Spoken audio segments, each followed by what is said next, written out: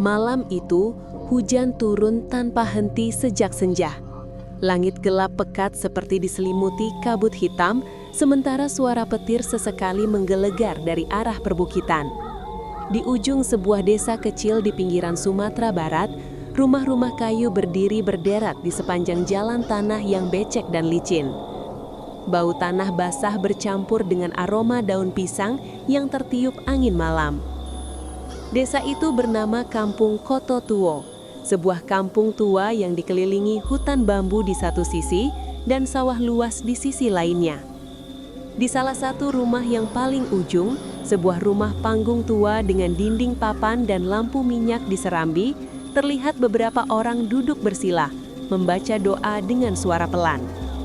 Rumah itu milik Mak Ijah dan suaminya Pak Ilyas, yang malam itu sedang mengadakan tahlilan malam ketiga untuk anak mereka, Rian. Pemuda 21 tahun itu baru saja meninggal 3 hari lalu karena kecelakaan di tikungan jalan dekat hutan bambu. Orang-orang kampung masih belum bisa percaya. Rian adalah anak yang dikenal baik, suka membantu tetangga, sopan pada orang tua, dan selalu ceria. Ia sering jadi panitia kalau ada acara kampung, dan kadang ikut azan di surau kecil di ujung jalan. Tapi sekarang suara itu sudah tidak terdengar lagi. Hanya tinggal kenangan dan foto Rian yang dipajang di ruang tamu dengan sebatang dupa kecil yang masih mengepulkan asap di depannya. Mak Ijah duduk di pojok ruangan, wajahnya pucat, mata sembab. Ia hampir tidak bicara sejak pemakaman. Sesekali ia menatap kursi di pojok tempat Rian biasa duduk sambil memainkan gitar tuanya. Di kursi itu sekarang hanya ada kain sarung yang terlipat rapi. Di luar rumah, hujan semakin deras. Suara air dari talang rumah menetes deras ke tanah, menciptakan bunyi berulang yang menambah suasana sendu malam itu. Beberapa tetangga masih duduk di teras, berbincang pelan. Salah seorang di antara mereka, seorang pria tua bernama Pak Darman, menggeleng pelan. "Aku dari dulu udah bilang, jalan di dekat hutan bambu itu angker. Banyak yang bilang pernah lihat bayangan melintas malam-malam. Bisa jadi waktu Rian jatuh, dia nabrak sesuatu yang bukan manusia." Ucapan itu membuat suasana hening sejenak. Hanya suara hujan yang terdengar. Pak Ilyas menunduk, menggenggam tasbih di tangannya. Ia tidak ingin mempercayai hal-hal seperti itu. Tapi dalam hati kecilnya, ia juga merasa ada sesuatu yang janggal. Waktu polisi datang setelah kejadian, mereka tidak menemukan tanda-tanda tabrakan. Hanya jejak ban yang berhenti mendadak di jalan becek dan tubuh Rian yang terlempar beberapa meter ke semak-semak. Anehnya, posisi tubuhnya seperti sedang menatap sesuatu di tengah jalan. Matanya terbuka lebar, wajahnya pucat, tapi bibirnya seperti tersenyum tipis. Hujan baru berhenti lewat tengah malam. Para tetangga satu persatu pamit pulang. Rumah itu kembali sepi. Hanya ada Mak Ijah, Pak Ilyas, dan suara jangkrik yang muncul pelan dari luar. Lampu minyak di ruang tamu berkelip, sesekali hampir padam terpa angin yang masuk dari celah-celah papan. Mak Ijah duduk di depan rumah, menatap ke arah jalan yang gelap. Ia menggigil sedikit, tapi tetap diam di sana. "Entah kenapa, aku ngerasa Rian belum pergi jauh," katanya pelan. Pak Ilyas yang duduk di kursi dekat pintu hanya diam. "Udahlah Jah, kita banyak doa aja, semua udah takdir." Mak Ijah menatap suaminya. "Tapi tadi sore aku dengar di dapur kayak ada orang nyanyi, lagu yang biasa Rian nyanyikan." Pak Ilyas tersentak sedikit, tapi mencoba menenangkan. "Mungkin cuma perasaanmu atau suara dari luar." Mak Ijah menggeleng. "Enggak Pak, itu jelas banget, suaranya persis dia. Aku sampai lemes waktu dengar." Suasana makin senyap. Angin malam bertiup pelan, membuat tirai di jendela bergoyang lembut. Di luar, anjing-anjing kampung mulai menggonggong. 1, 2, lalu bersahutan dari kejauhan. Suara mereka seperti menggema dari arah kuburan yang terletak sekitar 1 kilometer dari rumah Mak Ijah. Tiba-tiba, di antara gonggongan itu terdengar suara aneh. Suara seperti langkah kaki di tanah becek, berat dan lambat. Srek, srek, srek. Seolah ada seseorang yang berjalan dari arah kuburan menuju kampung. Mak Ijah menajamkan pendengaran. "Pak, kamu dengar nggak?" Pak Ilyas berdiri, mematikan radio kecil di meja. Suara itu makin lama makin jelas, seperti seseorang yang menyeret sesuatu. Lalu suara anjing semakin keras, menyala ke arah jalan besar. Maijah mulai merasa bulu kuduknya berdiri. Dari arah luar rumah tercium bau aneh, campuran tanah basah, daun busuk, dan darah. Bau itu semakin menyengat, masuk lewat celah pintu. "Pak, bau apa itu?" Pak Ilyas tidak menjawab. Ia menatap pintu depan yang mulai bergetar pelan, seolah-olah tertiup angin kencang. Tapi tidak ada angin malam itu, hanya hawa dingin yang tiba-tiba menyelimuti seluruh ruangan. Kemudian, terdengar suara tok, tok, tok. 3 ketukan pelan di pintu depan. Maijah langsung menutup mulutnya dengan tangan, matanya melebar. "Pak, dengar nggak? Ada yang ketuk pintu." Pak Ilyas menyelan ludah. Ia berjalan perlahan ke arah pintu, mencoba mengintip lewat celah papan. Tapi yang terlihat hanya kegelapan. Ia mengucap istighfar pelan, lalu kembali ke belakang. "Nggak ada orang, Jah, mungkin angin." Tapi baru saja ia duduk, suara itu terdengar lagi. Kali ini lebih keras. Tok, tok, tok. Seolah-olah seseorang benar-benar berdiri di depan sana, menunggu. Maijah tak tahan lagi. "Aku mau lihat, Pak."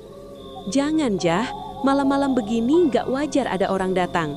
Tapi rasa penasaran dan rindu pada anaknya lebih kuat dari rasa takut. Dengan tangan gemetar, Maijah berjalan menuju pintu. Ia menempelkan telinganya. Dari luar, terdengar suara nafas berat, seperti seseorang yang baru saja berlari jauh. Dan samar-samar terdengar suara pelan, suara laki-laki muda, serak, tapi sangat dikenalnya. "Mak, bukain pintu, Mak. Aku kedinginan." Maijah berhenti memebaku. Suara itu, suara Rian. Tubuhnya lemas. Ia berbalik menatap suaminya yang kini sudah berdiri mematung. Wajahnya pucat. "Pak, itu suara Rian." Pak Ilyas tidak bergerak. "Jangan buka, Jah. Yang udah dikubur nggak mungkin balik lagi." Tapi air mata Maijah sudah jatuh. "Tapi kalau itu beneran Rian, aku harus lihat, Pak. Aku harus lihat." Tangannya meraih gagang pintu. Ia memutarnya pelan.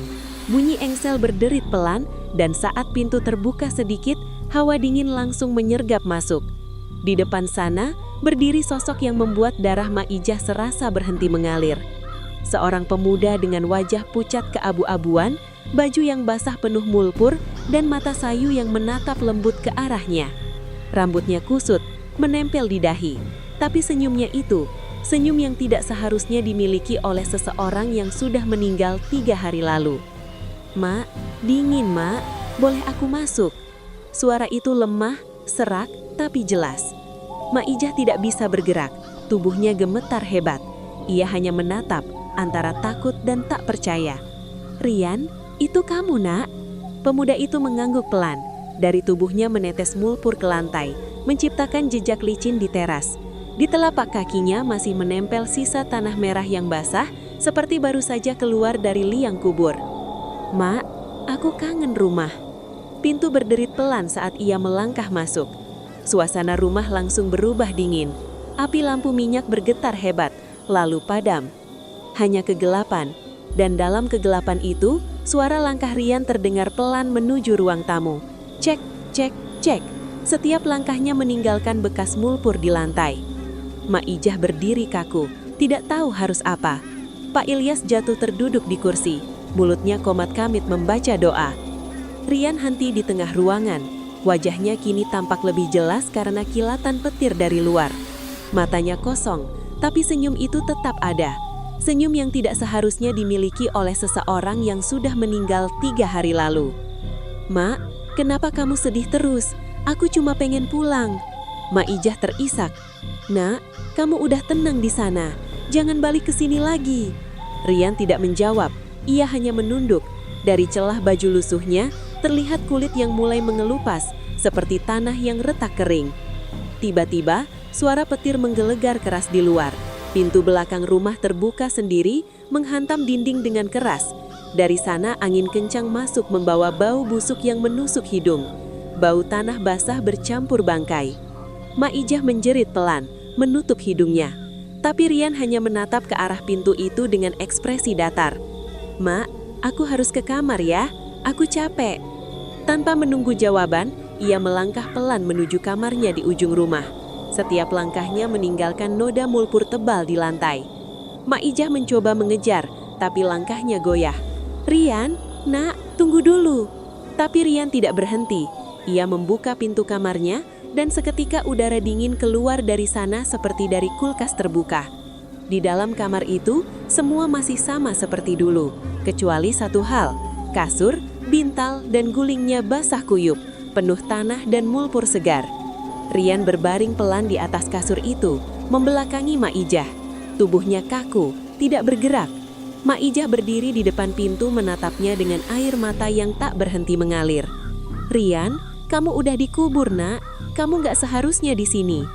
Perlahan, Rian menoleh. Wajahnya yang tadi lembut kini berubah. Kulitnya mulai... Perlahan, Rian menoleh. Wajahnya yang tadi lembut kini berubah. Kulitnya mulai pucat kehitaman, bibirnya membiru, dan matanya gelap seperti lubang. Ia membuka mulutnya pelan, lalu keluar suara berat, bukan suara manusia. "Aku belum tenang, Mak. Kuburanku salah." Dan bersamaan dengan itu, semua lampu di rumah padam. Gelap, hening. Hanya tersisa suara napas berat dan langkah yang menjauh, entah kemana. Pagi hari setelah malam itu, kampung Kototuo terasa aneh. Langit mendung, tapi hujan tidak turun. Udara dingin menusuk kulit, dan suasana kampung terasa sepi. Seolah semua suara diserap oleh kabut tebal yang turun dari perbukitan. Anjing-anjing kampung yang biasanya berlarian di jalan kini hanya duduk diam, melolong pelan menghadap ke arah rumah Mak Ijah. Sejak subuh, kabar sudah menyebar ke seluruh kampung. Mak Ijah menjerit tengah malam, lalu ditemukan pingsan di ruang tamu. Rumahnya berantakan, lantainya penuh lumpur, dan bau tanah basah masih terasa di setiap sudut.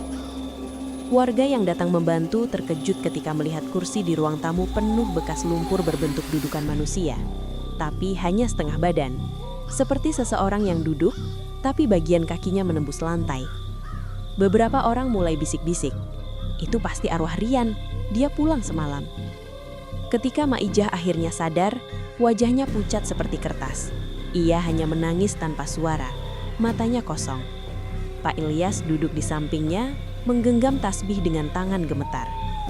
"Mak Ijah, sabar ya, mungkin cuma mimpi," kata Bu Salmah tetangga sebelah. Tapi Mak Ijah mendiling pelan. "Aku peluk dia, Salmah. Aku peluk Rian. Badannya dingin, tapi itu dia. Aku tahu itu anakku. Dia bilang kuburannya salah."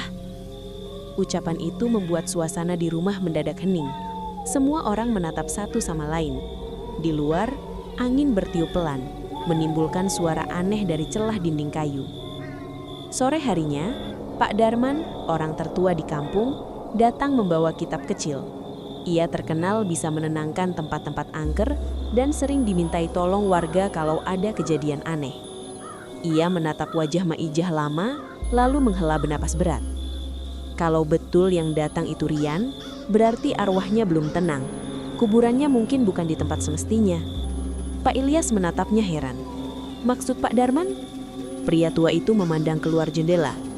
Dulu waktu kampung ini belum seramai sekarang, di bawah pohon bambu dekat tikungan itu ada kuburan lama. Kuburan orang yang mati gantung diri. Orang-orang sini udah lupa karena ketimbun tanah dan rumput. Bisa jadi Rian dikubur dekat situ, dan arwah yang dulu tertanam di sana terganggu. Mak Ijah memeluk dirinya sendiri. "Jadi maksudnya Rian dikubur di tempat orang mati bunuh diri?" Pak Darman tidak menjawab. Ia hanya menunduk dan berdoa pelan. Malam itu, warga mengadakan doa bersama di rumah Mak Ijah. Tapi entah kenapa, setiap kali doa hampir selesai, angin kencang selalu berhembus dari arah belakang rumah, membuat api lilin padam. Dan setiap kali itu terjadi, terdengar suara langkah berat di luar jendela. Srek, srek, srek. Seperti seseorang yang berjalan mengelilingi rumah sambil menyeret kaki. Beberapa orang ketakutan. Bahkan Pak Darman yang dikenal tenang, kali ini terlihat pucat. "Jangan buka jendela," katanya cepat. "Apapun yang kalian dengar malam ini, jangan lihat keluar." Tapi suara itu makin lama makin jelas. seperti seseorang yang berhenti tepat di depan jendela ruang tamu. Lalu terdengar suara ketukan pelan di kaca jendela. Tok, tok, tok. Semua orang terdiam. Lalu dari luar jendela terdengar suara lirih. "Mak, kenapa dikunci pintunya?" Mak Ijah langsung menangis keras. Ia berusaha berdiri, tapi para tetangga menahannya. "Jangan, Mak Ijah, itu bukan Rian." Tapi suara itu terus memanggil. "Mak, aku kedinginan, Mak. Kenapa nggak nyalain lampu kamar?" Lampu minyak di meja tiba-tiba padam sendiri, padahal tidak ada angin. Dalam kegelapan, hanya terdengar suara tangisan dan langkah kaki yang pelan menjauh. Lalu, hening. Setelah malam itu, kejadian aneh mulai terjadi satu persatu. Setiap pagi, di lantai ruang tamu selalu ada jejak kaki berlumpur. Tapi jejak itu hanya muncul dari arah dalam rumah menuju pintu depan, tidak pernah dari luar ke dalam. Kadang-kadang kalau tengah malam, Mak Ijah mendengar suara gitar dipetik pelan dari kamar Rian. Lagu yang sama yang sering dia nyanyikan dulu, lagu lama Minang, yang biasanya dia mainkan di sore hari sambil duduk di serambi. Suatu malam, Mak Ijah memberanikan diri untuk melihat. Ia membuka pintu kamar Rian perlahan, dan di dalamnya terlihat gitar tua milik Rian tergeletak di lantai. Senarnya bergetar sendiri, tidak ada angin, tapi gitar itu terus berbunyi pelan, seperti dimainkan oleh tangan tak terlihat. Pak Ilyas yang makin lama makin ketakutan, akhirnya memutuskan untuk memanggil seorang ustadz dari kampung sebelah, Ustadz Hamdan, yang dikenal bisa memimpin doa penenang ruh. Ustadz Hamdan datang malam berikutnya bersama dua muridnya. Ia mendengarkan cerita Mak Ijah dengan wajah serius, lalu berkata, "Kalau benar Rian datang, berarti arwahnya belum menemukan tempatnya. Kita harus bantu dia pulang dengan doa. Tapi sebelum itu, saya mau lihat kuburannya." Mereka bertiga pergi ke pemakaman menjelang maghrib. Tanah di sekitar makam masih lembek karena hujan beberapa hari lalu. Tapi ada hal yang membuat mereka bergidik. Tanah di atas kuburan Rian terlihat sedikit ambles, seperti baru digali atau diinjak dari dalam. Pak Ilyas memegang dada, tubuhnya gemetar. "Ustadz, maksudnya ini apa?" Ustadz Hamdan menatap tanah itu lama. "Bisa jadi sesuatu keluar dari sini." Malamnya mereka membaca doa bersama di rumah. Suasana rumah terasa berat, udara dingin, dan lampu minyak beberapa kali padam. Saat Ustadz Hamdan membaca ayat kursi dengan suara lantang, tiba-tiba terdengar suara benda jatuh dari kamar Rian. Semua orang terdiam. Suara itu diikuti dengan suara langkah pelan di lantai kayu. Cak, cak, cak, seperti mendekat ke arah ruang tamu. Mak Ijah langsung menangis keras. "Itu Rian, Ustadz, itu anak saya." Pintu kamar terbuka sendiri dengan suara berjerit panjang. Dari dalamnya keluar bau tanah basah dan bunga Kamboja. Di ambang pintu, samar-samar terlihat sosok berdiri tegak. Tubuh kurus, baju penuh lumpur, dan wajah pucat keabu-abuan. Semuanya mundur ketakutan. Ustadz Hamdan tetap berdiri, mengangkat tangannya membaca doa. Tapi sosok itu tiba-tiba bicara pelan. "Mak, jangan suruh mereka usir aku." Suara itu lirih, serak seperti suara seseorang yang tenggelam di dalam tanah. Mak Ijah menutup telinganya, menjerit memanggil nama anaknya. Tapi sosok itu perlahan berjalan ke arah kursi ruang tamu dan duduk di tempat yang selalu didudukinya. Gitar di pojok ruangan berguncang sendiri, dan senarnya berbunyi. Plang, plang, plang. Ustadz Hamdan membaca doa lebih keras, tapi semakin keras doa dibaca, semakin dingin udara di ruangan. Lilin-lilin satu persatu padam. Dari mulut sosok itu keluar asap putih tipis, dan matanya perlahan berubah hitam pekat. "Kalian salah kuburin aku. Aku nggak bisa tidur di situ. Kalian nggak dengar aku panggil waktu kalian ninggalin aku sendirian di tanah itu." Mak Ijah isak. "Rian, ampun nak, kami nggak tahu." Sosok itu menunduk, lalu tiba-tiba berteriak dengan suara yang membuat kaca jendela pecah. "Itu bukan tempatku, ada yang udah di sana." Angin besar menerjang masuk. Semua orang terjatuh. Lampu padam total. Dalam kegelapan, hanya terdengar suara langkah cepat menuju pintu, lalu suara pintu depan terbuka dan tertutup keras. Hening. Saat lampu kembali menyala, sosok Rian sudah tidak ada. Hanya tersisa jejak lumpur basah menuju arah kebun pisang di belakang rumah. Sejak malam itu, rumah Mak Ijah tidak pernah sama lagi.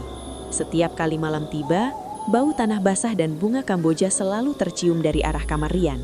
Kadang-kadang terdengar suara ketukan di pintu, 3 kali, lalu diam.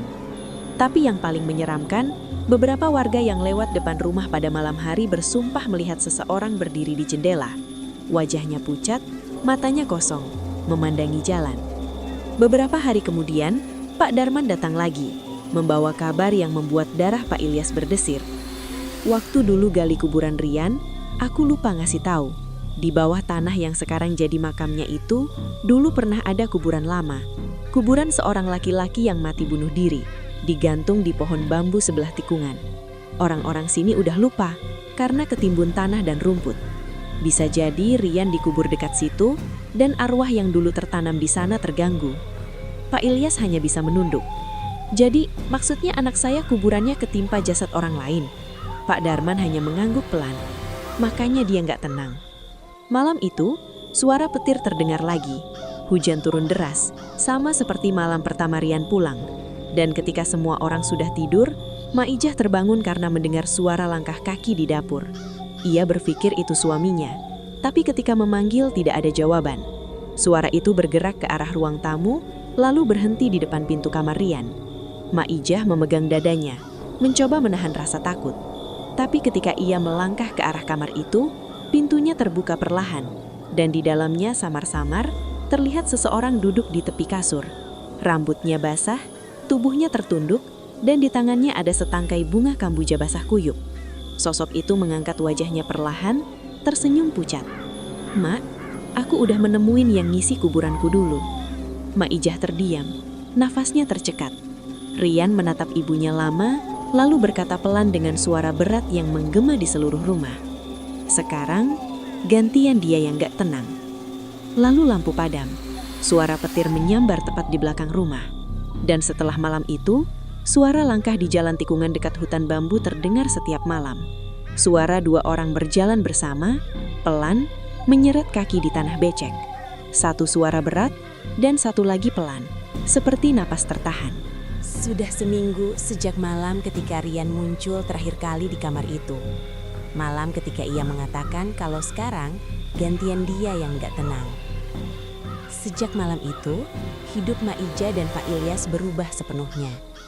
Rumah mereka seakan dilingkupi hawa dingin yang tidak pernah hilang. Burung-burung enggan hinggap di atapnya. Dan setiap kali angin berhembus dari arah kebun pisang, selalu terdengar suara samar seperti orang berbisik pelan, menyebut nama Rian. Maijah makin jarang bicara. Siang hari ia duduk di beranda, menatap jalan ke arah tikungan yang ditutupi hutan bambu. Kadang ia memandangi gitar Rian yang kini tergantung di dinding. Senarnya berdebu, tapi entah kenapa, setiap kali malam tiba, gitar itu berbunyi sendiri. Pelan, satu senar dipetik. Seperti isyarat bahwa Rian belum benar-benar pergi. Pak Ilyas juga makin kurus, tidurnya tidak pernah nyenyak. Hampir tiap malam ia terbangun karena mendengar suara pintu dibuka pelan, atau langkah kaki yang berhenti tepat di depan kamarnya. Tapi setiap kali ia buka pintu, tak ada siapapun. Hanya lantai kayu yang basah dengan jejak lumpur berbentuk kaki manusia. Kabar tentang rumah itu menyebar cepat ke seluruh kampung. Anak-anak dilarang lewat depan rumah Maijah kalau malam. Beberapa warga mengaku melihat bayangan seseorang berdiri di bawah tiang lampu jalan yang redup, menunduk, lalu menghilang begitu saja saat disapa. Suatu malam, Pak Darman datang lagi, membawa kabar baru. Ia duduk di ruang tamu dengan wajah serius, sambil menatap tanah yang masih meninggalkan bekas lumpur di lantai. "Pak Ilyas, saya udah cari tahu dari orang tua kampung lama," katanya pelan. "Dulu sebelum kampung ini berdiri, di bawah pohon bambu tempat Rian kecelakaan itu, memang pernah ada seorang pemuda yang mati gantung diri. Namanya Bahar. Ia bunuh diri karena dituduh mencuri emas orang, padahal bukan dia. Orang-orang kuburin dia di situ tanpa doa, dianggap najis karena mati bunuh diri. Sejak itu, banyak yang bilang tempat itu terkutuk." Maijah menatap kosong. Jadi maksudnya, Rian mati di tempat orang itu dulu gantung diri. Pak Darman mengangguk pelan. Lebih dari itu, sepertinya waktu kubur Rian digali, arwah Bahar terganggu. Dan yang lebih parah, Kalau benar Rian bilang kuburannya salah, mungkin tubuhnya dikubur di tempat Bahar dulu, tapi arwahnya tersesat. Mungkin mereka saling bertukar tempat. Suasana hening, hanya terdengar jam dinding berdetak pelan. Pak Ilyas menatap ke arah jendela. Jadi yang datang ke rumah kami selama ini, itu Rian. Pak Darman menatapnya dalam. Saya tidak yakin, bisa jadi arwah Rian, tapi bisa juga arwah Bahar yang meniru wujud Rian. Kata-kata itu membuat Mak Ija langsung menutup mulutnya menahan isak. Jangan bilang begitu, Pak. Saya kenal anak saya. Yang datang malam itu Rian. Tapi dalam hatinya, ia sendiri mulai ragu. Wajah Rian yang datang malam itu pucat, dingin, tapi dengan senyum yang terlalu aneh untuk manusia. Suara yang serak, tapi terkadang berubah seperti dua suara bersamaan. Malam itu, setelah Pak Darman pulang, Pak Ilyas berencana pergi ke makam bersama Ustadz Hamdan untuk memastikan semuanya. Tapi hujan turun deras sejak maghrib, dan petir menyambar terus dari arah bukit. Mak Ija memohon agar mereka menunggu sampai besok. Tapi Pak Ilyas berkata, kalau kita tunggu lagi, entah apa yang bakal terjadi malam ini. Mereka bertiga, Pak Ilyas, Ustadz Hamdan dan seorang warga muda bernama Joni, berangkat dengan membawa lampu Petromax dan cangkul. Hujan menetes deras, membuat jalan ke arah kuburan becek dan licin. Di setiap langkah, tanah seperti bergerak di bawah kaki mereka. Sampai di pemakaman, udara terasa berat. Pohon Kamboja di sisi kuburan bergoyang pelan tertiup angin. Dan di bawahnya, tanah di atas makam Rian tampak ambles lagi, lebih dalam dari sebelumnya. Pak Ilyas menelan ludah. Ustadz, apa ini tandanya dia keluar lagi? Ustadz Hamdan tidak menjawab. Ia menyalakan lampu dan berdoa pelan, sebelum menyuruh Joni menggali tanah di sisi makam. Tapi baru beberapa sekop pertama, cangkul Joni berhenti keras seperti membentur sesuatu. Mereka pikir itu peti, tapi begitu digali lebih dalam, yang terlihat bukan kayu, tapi potongan kain kafan kotor yang terjepit di antara dua lapisan tanah. Saat mereka tarik, tercium bau busuk menyengat yang membuat semua hampir muntah. Ustadz Hamdan menutup hidung. Ini bukan jasad baru, ini jasad lama. Dan benar saja, saat mereka menggali sedikit lagi, tampak tulang-tulang manusia kering, sudah rapuh dan berlumut. Itu pasti jasad lama yang dikubur di situ dulu, sebelum Rian.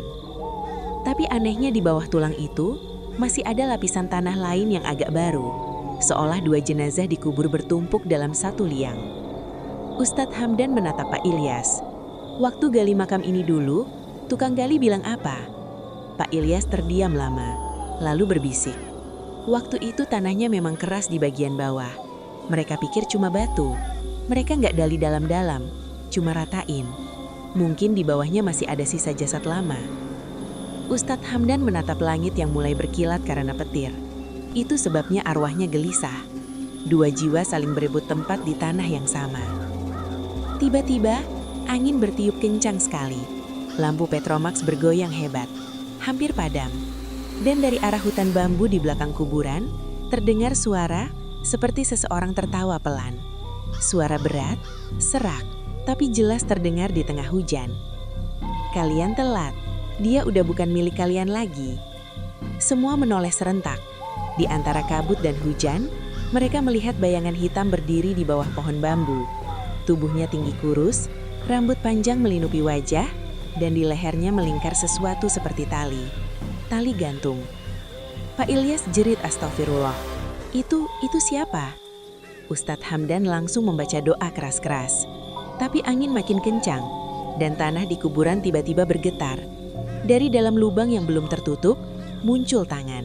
Tangan manusia, pucat, penuh tangah dan lumpur, mencengkram sisi liang kuburan. Joni menjerit ketakutan dan mundur. Dari dalam lubang itu perlahan muncul wajah Rian. Basah, kotor, tapi matanya terbuka lebar. Ia menatap ayahnya dan berkata pelan, "Pak, tolong aku." Pak Ilyas langsung berlari, mencoba menarik tubuh itu. Tapi Ustadz Hamdan menahannya. "Jangan sentuh, itu bukan Rian." Terlambat. Begitu Pak Ilyas memegang tangan itu, wajah Rian langsung berubah. Matanya hitam pekat, mulutnya robek lebar hingga ke pipi. dan dari tenggorokannya keluar 2 orang sekaligus. Satu suara riang, dan satu lagi berat seperti suara pria dewasa. Kalian kuburin aku di tempat dia. Sekarang kita satu tubuh. Petir menyambar tepat di pohon bambu. Cahaya putih menyilaukan, lalu semuanya gelap. Keesokan harinya, warga menemukan Pak Ilyas dan Joni pingsan di pemakaman. Tubuh mereka penuh lumpur, tapi anehnya tidak ada tanda-tanda Ustadz Hamdan. Ia hilang tanpa jejak. Lubang kubur Rian sudah tertutup rapi kembali, seperti tidak pernah digali. Tapi di atasnya ada batu kecil bertuliskan 2 nama yang tertulis samar dalam tanah. Rian bin Ilyas, Bahar bin Samin. Sejak hari itu, Maija tidak pernah terlihat lagi di rumah itu. Orang bilang ia dibawa keluarganya ke kampung jauh, karena sering bicara sendiri. Tapi beberapa warga yang lewat di depan rumah tua itu, mengaku masih melihat sesosok wanita duduk di beranda. Setiap sore, menatap jalan, sambil bersenandung lagu yang dulu sering dimainkan Rian. Dan anehnya, kalau malam tiba, dari arah tikungan dekat hutan bambu selalu terdengar suara motor tua berjalan pelan. Berhenti sebentar, lalu suara orang berbicara lirih. Kadang 2 suara, kadang hanya 1.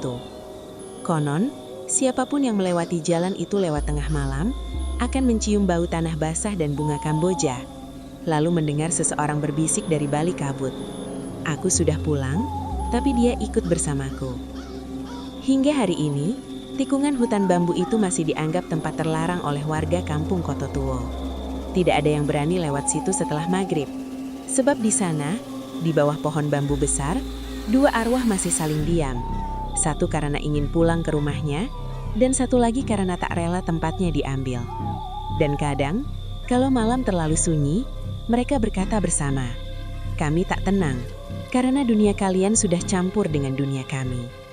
Petir menyambar di kejauhan, disusul hembusan angin dingin yang membawa aroma tanah basah dan bisikan samar yang tidak mudah dijelaskan dengan logika manusia.